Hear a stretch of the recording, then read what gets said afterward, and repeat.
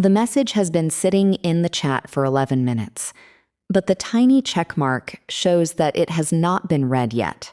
You check the screen again, even though a part of you already knows that nothing new has appeared. The phone goes dark for a moment.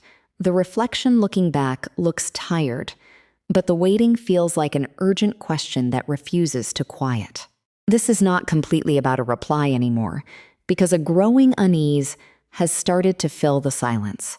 Why can a screen without a single new word grip a mind so tightly, even while no real danger exists anywhere nearby? In that pause between sending and receiving, the mind does something familiar yet puzzling. It starts to scan for threats, and it treats uncertainty itself as a signal that something might be wrong. A colleague who usually replies quickly might be upset. A friend might be pulling away, or the words you wrote might have sounded sharper than you meant. The obvious answer seems simple on the surface because an anxious feeling pushes toward a single solution. You just want to know. You want certainty so that the uncomfortable buzz of not knowing can finally stop. If you can just see that reply, your brain assumes then the unease will dissolve and the world will feel stable again. The trouble is that getting the answer rarely brings the lasting relief that the mind promised. A reply does arrive, but the tone is slightly shorter than usual, and now a new question instantly sprouts. What did that one word really mean? Is there hidden frustration behind it? And should you send another message to smooth things over? Or the reply never comes at all. The silence stretches longer, and the original worry just hardens into something deeper. So the search for an answer this time has not ended the discomfort, but has simply moved it to a different corner. This is not a failure of character or a weak will, because it reveals a fundamental pattern in how anxiety operates. Psychologists use a term that can help here, a pattern called intolerance of uncertainty. In plain language, that means a person finds the experience of not knowing so distressing that the brain treats uncertainty like an emergency. The body and mind react almost as if a clear danger were standing right in the room. A racing heart, tense muscles, and a restless urge to do something can fire up just because the future refuses to announce itself. Imagine a child waiting for a parent to return, safe in the house. But the exact time is unknown, and every passing minute starts to feel heavier than the last. That is not a mental health condition by itself, but it is a core ingredient that makes anxiety stick around much longer than it otherwise would. Now, a normal reassuring thought might be to simply accept that some things are unpredictable and that waiting is ordinary. Yet, when intolerance of uncertainty is running high, that kind of reassurance feels like an invitation to let danger slip through an open door. The mind says it is better to check 10 times and find nothing than to sit still and miss a crucial piece of information. That logic can seem protective, but it contains a hidden cost that stretches across hours and days. Every time a person checks and finds no disaster, the brain does not learn that the situation is safe. Instead, it learns that the act of checking is what kept the danger away, so checking becomes necessary for survival.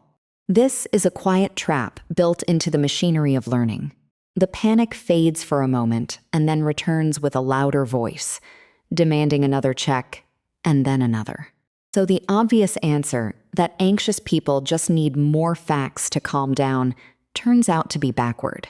Adding more information does not resolve the deeper struggle. Rather, it feeds a cycle that gets tighter.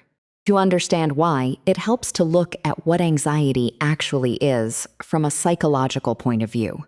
Anxiety is not simply fear, because fear usually has a clear object like a dog snarling down the street.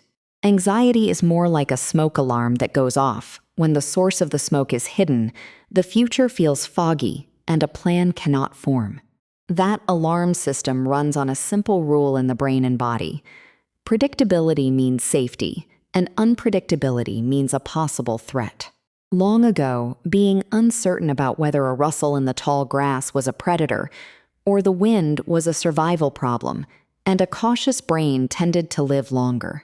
That ancient design has not been entirely replaced, so a cryptic message or an unreturned call can still trigger the same ancient response. But the threat is not a stalker in the grass. It is a possible judgment or a possible loss of connection, and physical action cannot fix an imagined meaning. So the energy churns with nowhere to go, and the brain keeps looking for a way to discharge that tension. Certainty feels like the solution because knowing allows the body to finally drop its guard and the alarm to turn off. The problem is that relationships, work, health, and the behavior of other people rarely offer the kind of certainty that a comfort-seeking mind demands. A friend cannot promise never to misunderstand. A partner cannot guarantee they will reply within 10 minutes, and a test result cannot arrive before the lab finishes its work. So the person with high intolerance of uncertainty is left chasing a locked door, trying key after key that does not fit. That fruitless effort begins to shape daily life, so mornings become organized around a phone screen, and evenings fill with the replay of conversations that cannot be edited. Or they might draft and redraft a reply 20 times, as if the perfect arrangement of words can eliminate any chance of a painful response. These are called safety behaviors in psychology, the invisible rituals people use to prevent a feared outcome from coming true. Safety behaviors can seem like problem solving, but they share one crucial feature. They prevent the person from ever learning that the catastrophe probably would not happen without them. If you always check until you feel soothed, you never get to see that an hour of not checking usually leads to the same ordinary outcome. The cycle tightens as the need for certainty grows and the tolerance for not knowing shrinks. Research in clinical psychology has found this pattern across many different kinds of anxiety, from generalized worry to social fears. The intolerance of uncertainty does not just accompany anxious feelings, it predicts them, and reducing it often reduces anxiety even when the external circumstances stay the same. This is not a statement about personal weakness, because the pattern is not a choice that a person made on a particular Tuesday. Temperament, early experiences where unpredictability genuinely meant harm, and even cultural environments that demand flawless performance can all lay the tracks. Some people learn early that the world is dangerous when it cannot be controlled, and that lesson does not simply vanish with a good piece of advice. Still, these influences show that the link between anxiety and certainty is not a permanent character defect, but a learned adaptation that can, with time, be reshaped. And here the story takes the most important turn, because the central insight is not that certainty is nice to have. The central insight is that the search for certainty is often the very thing that maintains the anxious suffering. Picture the earlier moment again with the silent phone. But now look at what happened after each check. The first check delivered a tiny hit of relief because no bad news had appeared yet, so the brain marked checking as rewarding. The second check did the same, and the third. And very quickly, the brain began to treat the not knowing state as an addiction trigger. Each check became a dose of a drug that wore off faster and faster, so the craving returned stronger, and the quiet periods between checks felt more dangerous. This means that the desperate turn toward certainty is not the cure, but part of the illness. The anxiety was not originally about the message at all. But the message became the place where all the unpredictable weight of the day collided. By row 69, a different shape of understanding begins to emerge from the thicket of old habits. What would happen if the first impulse to check was met not with action, but with a small, deliberate pause? A pause does not fix the problem. It does not answer the message, and it certainly does not feel comfortable at the beginning. But that pause creates a tiny gap between the feeling of uncertainty and the urge to escape it. In that gap, the brain can register a fact that it could not hear before. The uncertainty itself is not damaging you right now. Your heart is pounding, your thoughts are spinning, but you are still safe in your chair, and the worst story in your mind has not happened. That might sound small, but it is actually a monumental shift in the learning process. This is the climax, the place where the central dramatic question finds its resolution. Anxiety searches for certainty, not because certainty will fix the fear, but because avoiding the discomfort of not knowing feels like the only bearable option. When you stop chasing temporary relief, you allow your own nervous system to discover something it has been too busy to learn. The body can learn that uncertainty is survivable, and a worried thought can rise and fall without a catastrophe following behind. Neuroscientists sometimes talk about this as inhibitory learning, meaning the brain learns to calm its own alarm response when the expected punishment never arrives. But real-life learning is not just a brain process, it is a lived experience that unfolds over many small, imperfect moments. A person might let a message sit unread for 5 minutes and feel a spike of discomfort, only to see at minute 8 that nothing changed. The friend replied later, the project was not abandoned, and the silence had been filled with an ordinary errand, not a secret resentment. Over time, the brain rewrites the rule, and unpredictability becomes less of a danger signal and more of a neutral part of a complicated day.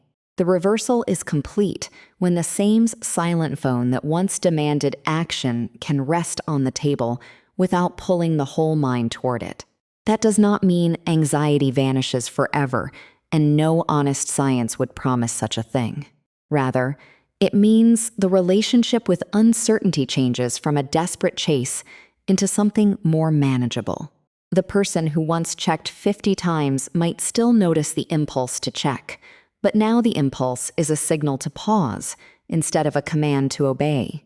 And after the pause, the decision belongs to the wiser part of the mind, not to the frightened part.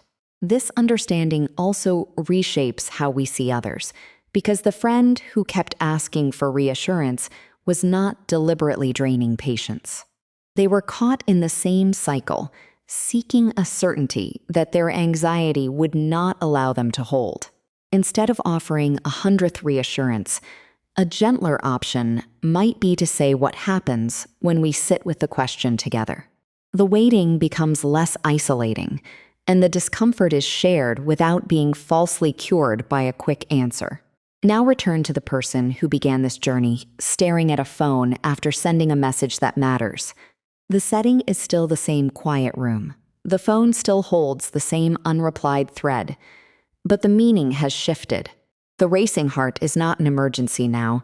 It is a remembered reaction that has been weathered before. The urge to check still flickers, but it is recognized as an old echo rather than a fresh command. The silence does not feel like a verdict about worth or safety. It feels like an open space that can hold many outcomes, most of them ordinary. And the power of this insight is not that all doubt disappears, but that the person discovers they can tolerate not knowing long enough to let life unfold. A mind that can rest with an unanswered question is not weak. It has learned that uncertainty is not the same as danger, and that recognition opens a door to a less exhausting way of moving through the world.